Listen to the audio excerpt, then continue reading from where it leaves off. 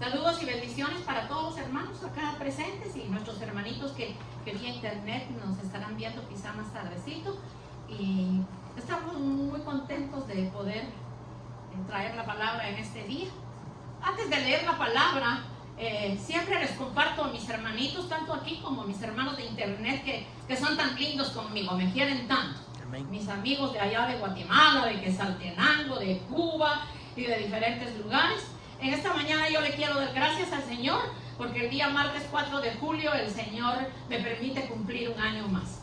Y yo estoy muy feliz. Por eso ustedes me ven que cuando se va a aproximar el 4 de julio me pongo hasta mi banderita en diferentes estilos. Le doy gracias al Señor por haberme traído a este país próspero y bendecido, en donde tengo más de 48 años de vivir. Y a pesar de que soy ciudadana americana, amo mi tierra Guatemala. Amén. Amo mi tierra Chapina. Amo Quetzaltenango para los que están oyendo ahí.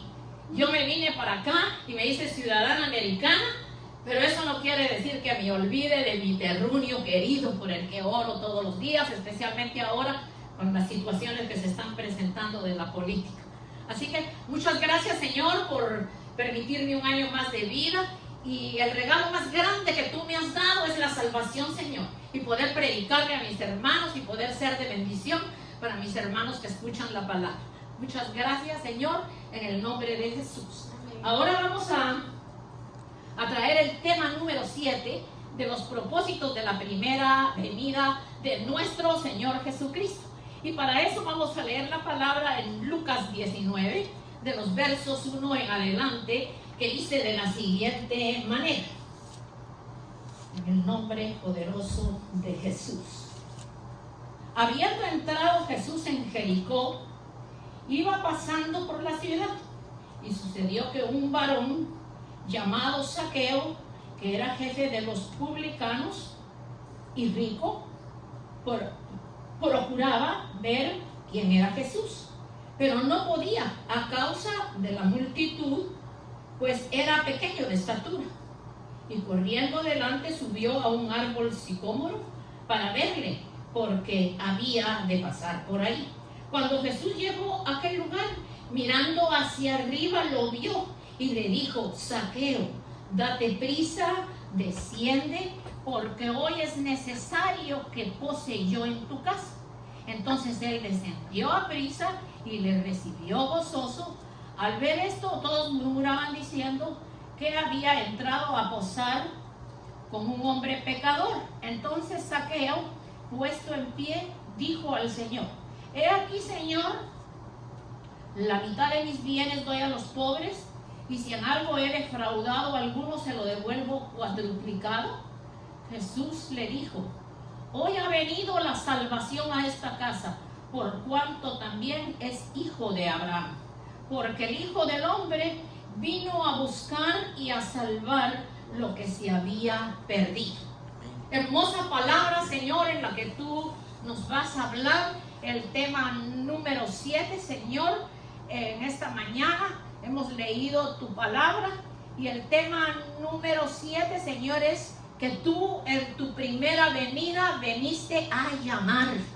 Entonces el ejemplo de Zaqueo es hermoso, aunque hay mucho más que tú me diste en la palabra. Sea de bendición este tema para mis hermanos acá presentes y para la gente que vía internet nos va a ver. Amén. En el nombre poderoso de Cristo Jesús. Amén y amén. Amén. Aquí podemos ver que este hombre dice que era de baja estatura, era chiquito, pero él estaba interesado en conocer quién era Jesús. Pues era tanto su interés que se subió a un árbol sicómoro. Un árbol sicómoro es un árbol de alto, un árbol de altura grandísima. Entonces se encaramó ahí y llegó hasta lo alto del árbol. Y cuando Jesús pasaba por ahí, el Señor sabía que él estaba ahí. Por eso mira hacia arriba y le dice, a ver quién se acuerda qué fue lo que el Señor le dijo. Y sicómoro.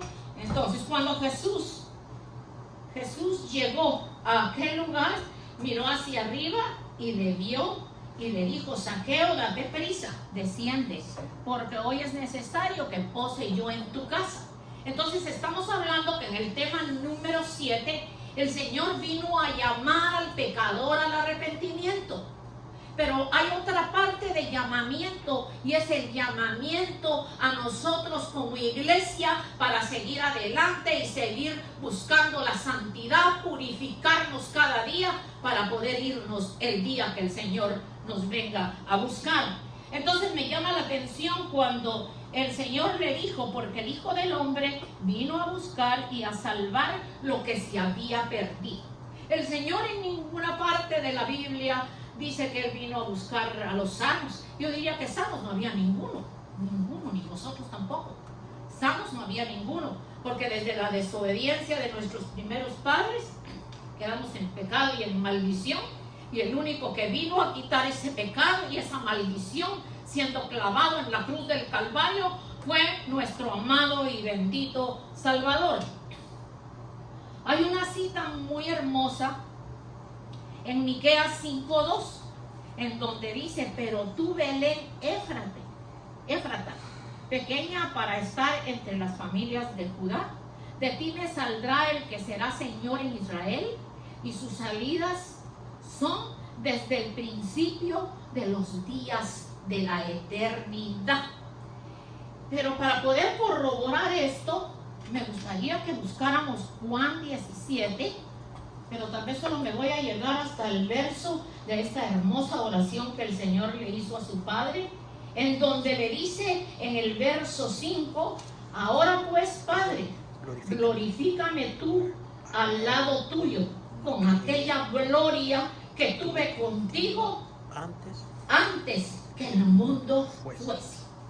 Quiero traer una aclaración, tal vez para nosotros no, porque lo hemos entendido, sino para personas que me han preguntado y que me han dicho y que me han asegurado que Jesucristo empezó a existir cuando María lo tuvo.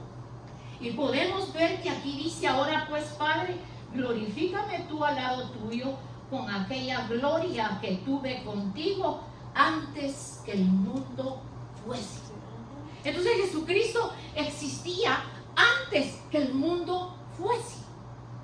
Que Dios buscó un cuerpo humano para Él manifestarse en carne y venir a sufrir, esa es la explicación.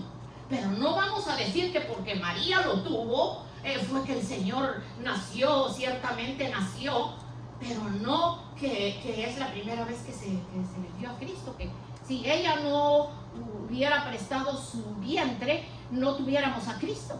Si Cristo fue desde antes de la fundación de los siglos. Por eso en Miqueas 5:2 dice: pero tú, Belén Éfrata, pequeña para estar entre las familias de Judá, de ti me saldrá el que será Señor en Israel, y sus salidas son desde el principio de los días de la eternidad.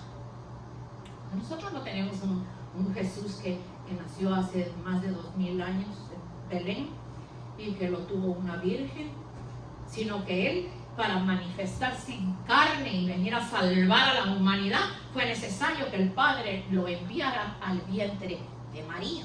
Pero aquí el que se lleva toda la gloria, toda la honra, toda la alabanza, todo el poder, es nuestro amado y bendito Salvador, que prestó su vida para venir a salvarnos, porque todos estábamos perdidos. Quise hacer esta aclaración porque para hablar con las personas que le contradicen a uno y que le dicen a uno: nosotros tuvimos a Cristo porque lo tuvo María. No, Jesucristo era antes de la fundación del mundo. Y no lo digo yo, lo dice la palabra.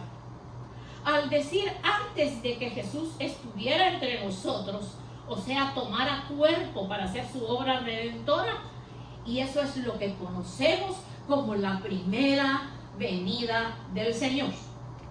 En Juan 1:4 dice: y aquel verbo fue hecho carne y habitó entre nosotros, y vimos su gloria como la gloria del unigénito del Padre, lleno de gracia y de verdad.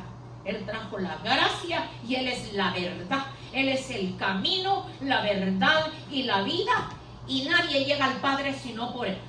No hay que engañarse, mis amados amigos que me escuchan en el internet. No hay que dejarse engañar. Ninguna imagen, ninguna estatua le va a conducir a usted a la vida eterna. El único que sufrió en la cruz del Calvario para rescatar a la humanidad del pecado se llama Cristo Jesús, Señor nuestro. Amén. Juan dio testimonio de Él y clamó diciendo: ese es quien yo decía que viene después de mí, pero era antes de mí, porque era primero que yo. Esto es lo que dijo Juan el Bautista. Porque de su plenitud tomamos todos, y gracia sobre gracia. Pues la ley por medio de Moisés fue dada, por la gracia y la verdad vino por medio de nuestro bendito Salvador Cristo Jesús. Amén. Aquí vemos que ya había visitado su creación con anterioridad, porque el Señor se hace presente a la hora que Él quiere y donde quiere. Lo único es que nosotros no lo vemos, porque cuando lo vamos a ver es cuando Él venga por nosotros. Luego vemos que llegar a la plenitud del tiempo, al llegar a la plenitud del tiempo, Dios envió a su Hijo en carne, y eso lo encontramos en el libro de Gálatas 4, del 7 en adelante. Y dice: pero cuando vino el cumplimiento del tiempo, Dios envió a su Hijo nacido de mujer y nacido bajo la ley, para que redimiese a los que estaban bajo la ley, a fin de que recibiésemos la adopción de hijos. Y por cuanto sois hijos, Dios envió a vuestros corazones el espíritu de su Hijo, el cual clama: Abba, Padre.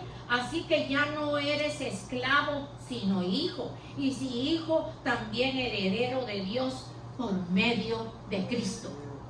Cristo nos está llamando tanto a la iglesia, que ya le hemos recibido como nuestro bendito Salvador, pero yo creo que mucho más al que no conoce, al que todavía está engañado, al que le han metido muchas cosas en la cabeza que no están escritas en la Biblia. Y cuando completó su obra, fue llevado más arriba de todos los cielos y está a la diestra del Padre, esperando el tiempo determinado para volver a venir. Y esto es lo que conocemos como su segunda venida. En Hebreos 10:5 dice: por lo cual, entrando en el mundo, dice, sacrificio y ofrenda no quisiste, mas me preparaste cuerpo. Mire, Dios le preparó cuerpo. Holocausto y expiaciones por el pecado no te agradaron. Entonces dije: he aquí, vengo, oh Dios, para hacer tu voluntad, como en el rollo del libro está escrito. Él siempre estuvo dispuesto que su Padre lo enviara para rescatar esta humanidad, que no había más remedio para ella que Cristo Jesús. En Hebreos 10:10, y esta voluntad, en esa voluntad, santificados mediante la ofrenda del cuerpo de Jesucristo, hecha una vez y para siempre. El sacrificio de nuestro Señor Jesucristo fue una sola vez y para siempre. Porque cuando Él venga, Él ya no le viene a predicar a nadie. Para eso ha dejado a sus hijos y a sus hijas que lo hagamos en esta tierra. Y vamos a ver nuevamente en Hebreos, pero 10:12. Pero Cristo, habiéndose ofrecido una sola vez y para siempre, un solo sacrificio por los pecados, se ha sentado a la diestra de Dios. Bendito el nombre del Señor. Cristo, en su primera venida, Él tuvo relación con el pecado, aunque no pecó, ya que vino para el perdón de nuestros pecados en su cuerpo mortal, para poder morir por nosotros. Pero en su segunda venida ya no tendrá relación con el pecado, porque vendrá primero por su iglesia y luego a manifestarse a Israel, para después destruir al anticristo y por último para gobernar. Son los procesos por los que el Señor va a ir pasando. Es necesario que comprendamos en qué momento de su venida nos encontramos para hacer lo debido y para así relacionarnos más con Él, buscarle, amarle, servirle, serle fiel. Eso es lo que nosotros tenemos que buscar. ¿En qué momento de su venida nosotros nos encontramos? Porque nos estamos encontrando lo que pasó en su primera venida, pero su segunda venida se acerca y estarás tú preparado, estarás tú preparada. Porque es que no se trata de que a mí me dijeron que vaya a tal lugar y que si hago esto y que si hago lo otro, me voy a ir con el Señor. Yo escucho cuando se muere alguien, especialmente pues de los artistas, y dice, ya estará en el cielo y abrazándose con no sé quién, allá estarán danzando. Ay, querido, no se equivoque, no piense así, porque el que no ha recibido a Cristo como su Salvador, no ha respetado de que Jesucristo dio su vida por usted en la cruz del Calvario y fue crucificado, y usted no ha aceptado ese sacrificio, el cual le hace llegar a ser hijo o hija de Dios, usted no va para ningún lado bueno. Y no lo digo yo, lo dice la palabra. El propósito de Cristo es, el propósito de Cristo al venir a llamar es para salvar, es para restaurar, es para que seamos hombres y mujeres de Dios para la gloria bendita de su nombre. La buena noticia es que Cristo en su primera venida vino a llamar al arrepentimiento, a la fe en Él y a una vida nueva en Él. Cristo vino para restaurar la naturaleza caída del hombre. Nos llama para saciar nuestra sed, para hacernos partícipes de su naturaleza divina.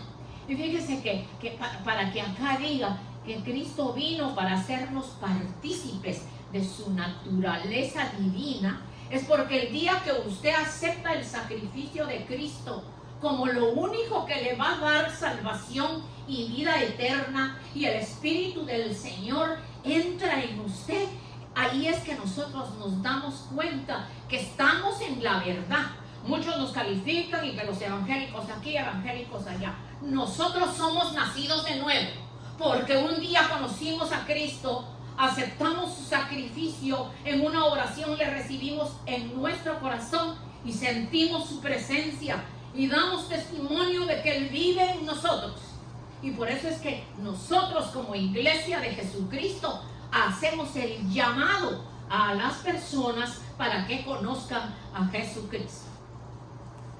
Cuando respondió Jesús y le dijo en Juan 4:13, dice que Jesús respondió y le dijo, esto fue cuando habló con la samaritana, Jesús le respondió y le dijo, cualquiera que bebiere de esta agua volverá a tener sed, mas el que bebiere del agua que yo le daré no tendrá sed jamás, sino que el agua que yo le daré será en él una fuente de agua que salte para vida eterna. Yo no sé usted cómo siente la presencia de Dios, pero yo siento los ríos de agua viva en mi cuerpo cuando oro, cuando canto, cuando predico, cuando le pido a Dios. Es algo delicioso lo que uno siente.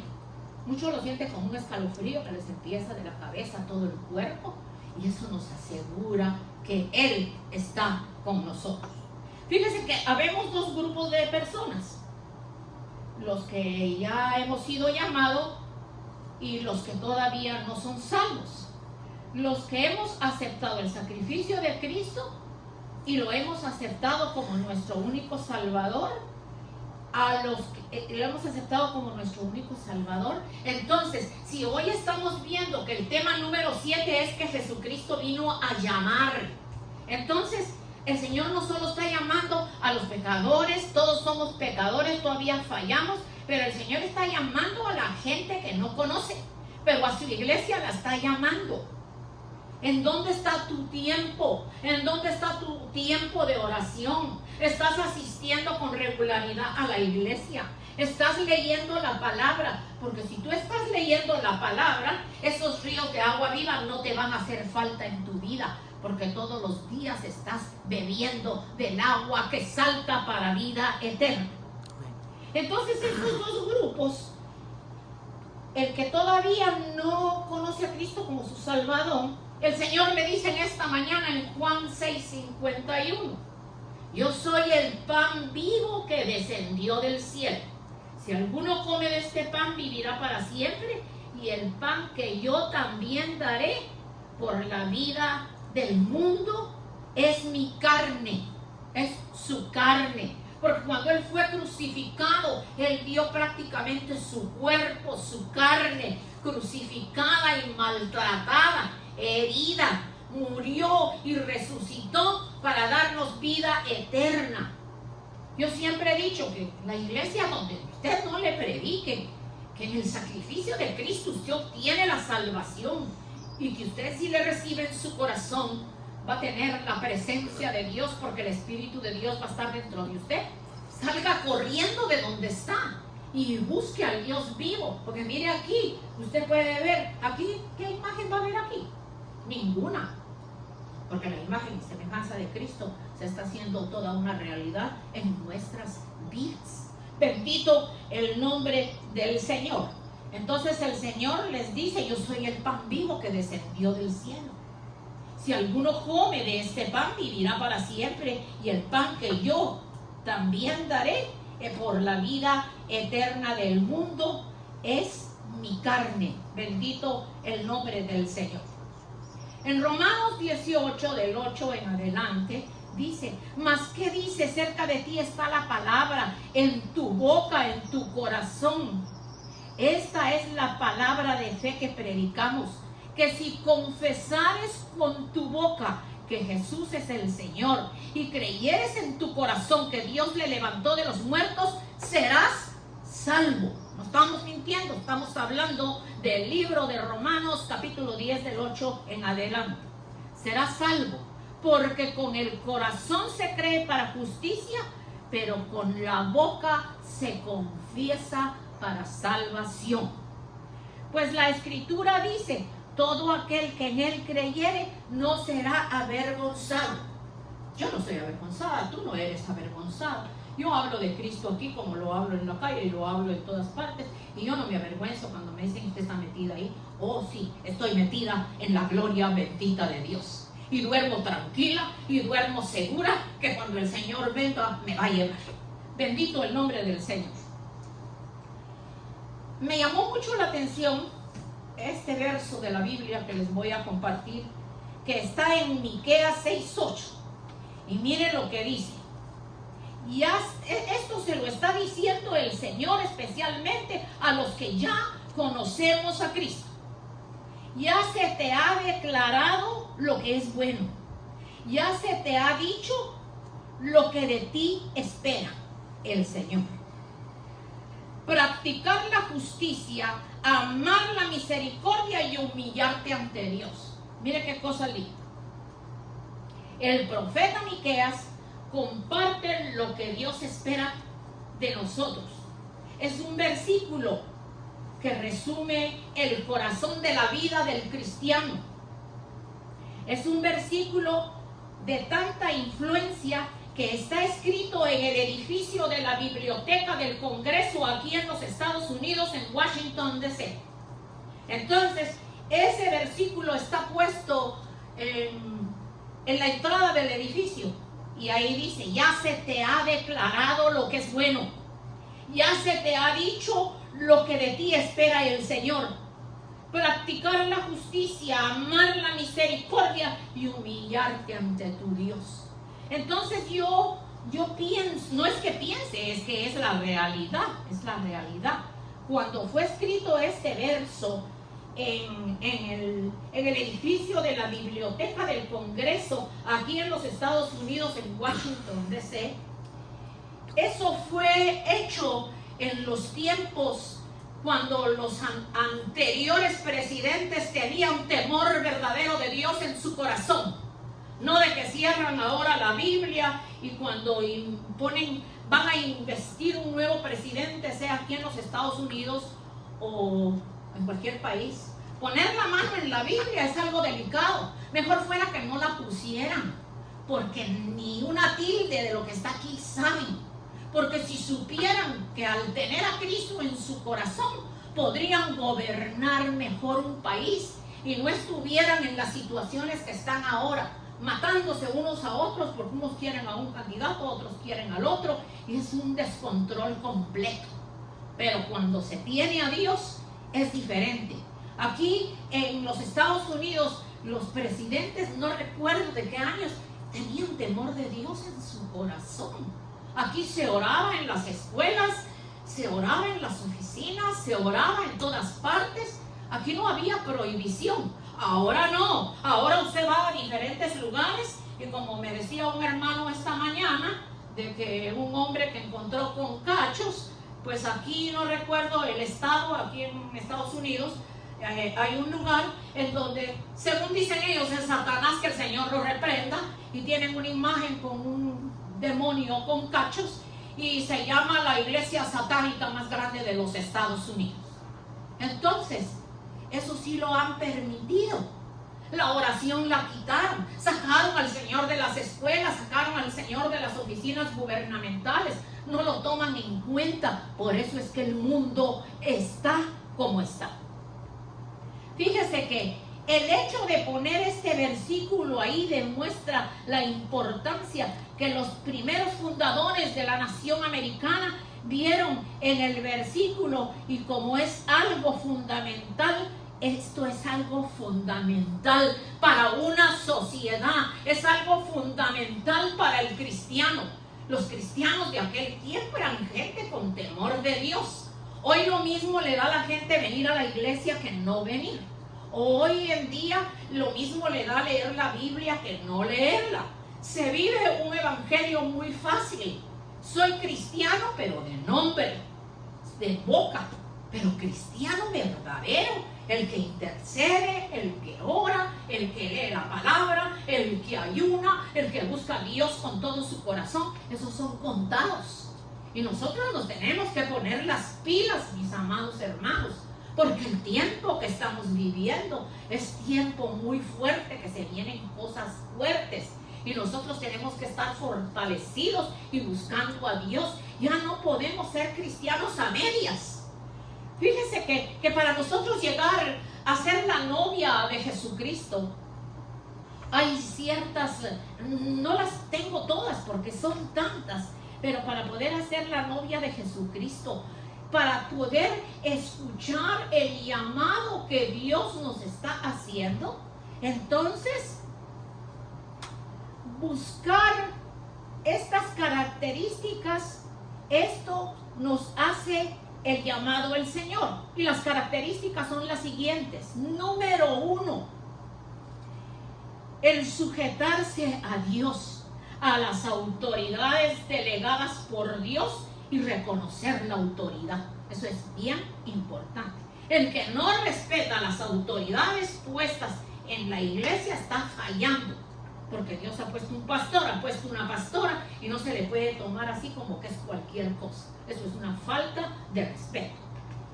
Número 2, tenemos que ser sin mancha y sin arruga, es decir, cuidar sus vestiduras para no ensuciarlas más en el pecado. Pues si el Señor nos sacó de una vida pecaminosa, de tinieblas, una vida de muerte, nosotros no podemos volver otra vez a lo mismo. Tenemos que estar alejados de las cosas que se practican en el mundo y que nada tienen que ver con nuestra vida cristiana. El número 3, ser santos como Él es santo. Y una persona santa es una persona que no solo ama a Dios con todo su corazón, sino que practica la santidad en todo sentido. Y esta es mucho más fuerte: serle fiel a Dios. Qué difícil es serle fiel a Dios, porque así como cuando alguien está casado y no le es fiel a su esposa, o la esposa no le es fiel, cuando eso se manifiesta en el hogar es porque ni siquiera respeta a Dios, no le es fiel a Dios. Porque si está engañando a la esposa, o la esposa engañando al esposo, y se dicen ser cristianos, no se dan cuenta que están graves, y que a quien están engañando y con quien están siendo infieles es con nuestro Señor. temor de Dios verdadero en nuestro corazón. Cuando nosotros tenemos temor verdadero en nuestro corazón, hacemos lo correcto. Cueste lo que cueste, hay que hacer lo correcto. Amar a Dios y amar su venida de todo corazón. Es que será que es cierto que va a haber un arrebatamiento. ¿Y qué tanto tiempo que ha pasado? He oído gente de las iglesias. Ay, pero que hubo un tiempo que la gente dejó las universidades y la preparación porque decían que ya Cristo viene. Es que el Señor no ha dado fecha. Dice que ni el propio Señor Jesucristo ni los ángeles del cielo saben el día y la hora. El que lo sabe es el Padre cuando le dirá: hijo mío, desciende por mi iglesia. Entonces, nosotros no somos nadie para decirle a Dios: pero Señor, tú tardas en venir. El asunto es que el Señor viene y no importa cuándo viene, y nosotros como iglesia tenemos que estar preparados. El que ama a Dios y ama su venida de todo corazón, fue el que hablamos, ¿verdad? Esperar en el Señor. Ay, pero qué difícil esperar, porque ¿cuánto tiempo llevo yo pidiéndole al Señor un montón de cosas y Dios no me responde? Pero es que el que espera en Dios, el que persevera y espera en Dios, verá la gloria de Dios, porque Dios le está probando en su espera. A ver, si usted se desespera y dice: no, mejor me voy a ir a hacer otra cosa, o voy a otro lugar en donde me van a decir qué hacer. Esperar en Dios. Y el esperar en Dios implica paciencia, implica oración, implica clamor. Es que hay que orar, hay que clamar, hay que pedirle a Dios. El pueblo de Dios no puede vivir sin oración. Yo no concibo que se viva sin oración, sin hablar con Dios. La persona en una iglesia tiene que alcanzar la madurez para llegar a ser la esposa de Jesucristo, porque ahorita somos su novia, pero Él viene para casarse con nosotros. Entonces, ¿cómo vamos a alcanzar la madurez? Haciendo lo que se nos da la gana, viniendo cuando queremos, orando cuando creemos que es tiempo, leyendo la palabra cuando, si es que se acuerda, una vez al mes, o como decía uno de mis pastores, que la palabra, la Biblia, las personas la ponen en un armario y solo la sacan el día domingo y le sacuden el polvo para traerla al servicio. Y el resto de la semana, ¿qué? ¿Con qué usted se alimentó? Teniendo una palabra tan linda, porque lo lindo es que cuando se tiene al Espíritu de Dios, el Espíritu de Dios da sabiduría para entender lo que la palabra dice. Y eso quizá le afecta un poquito a las personas que no tienen a Cristo. Yo oigo gente que dice: pues yo ya leí toda la Biblia. Entonces déjeme decirle que yo con 40 y pico de años en el Señor, yo no la he leído toda. Yo leo la parte que el Señor me da, pero coger desde la primera página hasta la última y leerla por leerla, eso no es leer la Biblia. Es que ya me la leí 3 veces, me dijo un hombre, y ahí solo habla de guerra. Por eso es que estamos en guerra todos. Ahí lo único que habla es de guerra. Y usted no se ha encontrado los versos en donde dicen que el Señor dio su vida por usted en la cruz del Calvario y es el único que le puede dar salvación y vida eterna. No, eso no sé dónde está. Pero si usted ya la leyó 3 veces, entonces usted no leyó los evangelios en donde está bien claro el plan de salvación. Se trata la persona que está oyendo el llamado de Dios, se deja preparar por los 5 ministerios. Y los 5 ministerios son apóstol, profeta, evangelista, pastor y maestro. Entonces, algunos son apóstoles, otros son profetas, otros son evangelistas, pastores y maestros. Entonces, cuando la iglesia es edificada en los 5 ministerios, la persona está creciendo y está entendiendo lo que Dios le está hablando. Esos 5 ministerios representan la mano bendita de Dios sobre la iglesia. De manera que los que solo aceptan al pastor, al evangelista y a veces al profeta, pero no quieren saber de apóstol y tampoco de maestro, sí. Entonces, si no aceptan al apóstol que simboliza este dedo, entonces la mano de Dios no está tunca. Entonces, si solo está aceptando al pastor, al evangelista, entonces quiere decir que la mano de Dios tiene 2 dedos. ¿La mano de Dios tendrá 2 dedos? No, Tiene 5 dedos poderosos que están sobre la iglesia de Jesucristo para edificarla y para prepararla para el pronto retorno de Cristo a la tierra. Yo he oído la explicación de un apóstol, como lo es el apóstol Haroldo, nuestro apóstol. Y las enseñanzas es algo extraordinario, hermana Nati, yo se las he mandado. Yo aprendo cada vez que él predica, porque también es pastor, es profeta, pero como apóstol Dios lo usa de una manera hermosísima. Yo siempre lo he dicho, no porque sea mi hermano, pero Dios le usa en una forma extraordinaria y yo lo bendigo por eso, porque para mí ha sido de mucha bendición.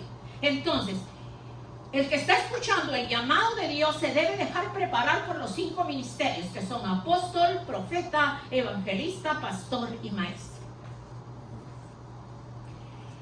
Nuestra vida tiene que ser guiada por el Espíritu Santo. Si usted tiene el Espíritu Santo, su vida va a ser guiada por el Espíritu Santo. Búsquelo en oración. Y el último, se congrega con regularidad para aprender de la palabra. Cierto que acá, porque no se puede otro día más, venimos solo los domingos, pero hagamos el esfuerzo grande, hermanitos, de estar acá y no desperdiciar la palabra y venir y buscar a Dios con todo nuestro corazón. Entonces, en esta mañana el Señor vino para llamar al pecador al arrepentimiento, pero al grupo que ya conocemos al Señor, para que nos afirmemos más cada día. De manera que en esta preciosa mañana, para los que nos están escuchando vía internet, hoy puede ser su día de salvación, o usted solo puede levantar su mano y decirle al Señor: acepto tu sacrificio en la cruz del Calvario y te recibo como mi Salvador, y usted instantáneamente va a quedar agregado al cuerpo de Cristo. Y para mis hermanos acá presentes, vamos a cerrar nuestros ojitos y vamos a orar, porque ya nos estamos despidiendo. Amén. Levante su manita y vamos a orarle al Señor. Muchas gracias, Señor, por tu palabra. Muchas gracias porque nos permitiste, Señor, estar aquí en este día, Padre. Gracias por tu pueblo fiel, Señor, que siempre están con nosotros. Y por nuestros hermanitos lindos, Señor, que vía internet también nos escuchan. Especialmente en esta mañana te pedimos por el que haya escuchado el mensaje y que todavía no te conoce en la experiencia de la salvación, Señor. Que tengas misericordia de su vida, Señor, porque tú estás llamando, Señor, como en los tiempos de Noé se le llamaba a las personas y seguían en su mundo perdido hasta que vino el diluvio y se los llevó a todos. ¿Y qué es lo que va a pasar ahora, Señor?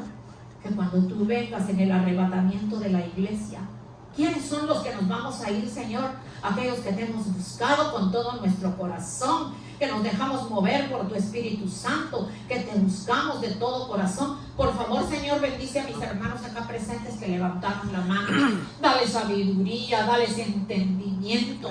Enséñale, Señor, que sigan esperando, Señor, las respuestas que no han venido de sus oraciones, especialmente de nuestros familiares que todavía no te sirven, Señor. Ay, Padre, te los ponemos en nuestras manos. Anoche yo oraba y te decía, Señor, toca pelear por la familia, toca orar por nuestros familiares que todavía no están en los caminos, toca clamar por ellos, porque están con su mente que no quieren entender, les interesa más la vida, Señor, común, la vida de pecado, el compartir cosas que no te agradan, y nosotros nos preocupamos, Señor, por nuestros familiares.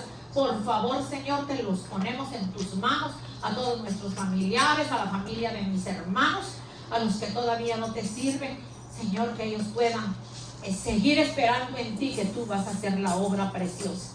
Nos despedimos de este lugar, no de tu presencia maravillosa, porque tu presencia maravillosa va con nosotros a donde quiera que vayamos, Señor. Bendigo pues a mis hermanitos vía internet, y igual a los hermanos, que tú nos lleves con bien, Señor, que este mensaje haya quedado grabado en nuestro corazón y podamos, Dios bendito, seguir adelante, Señor. No importa la situación que se presente, tú estás con nosotros. Bendito y glorificado sea, Señor, tu santo nombre. Los bendigo en el nombre del Padre, del Hijo y del Espíritu Santo. Amén y amén.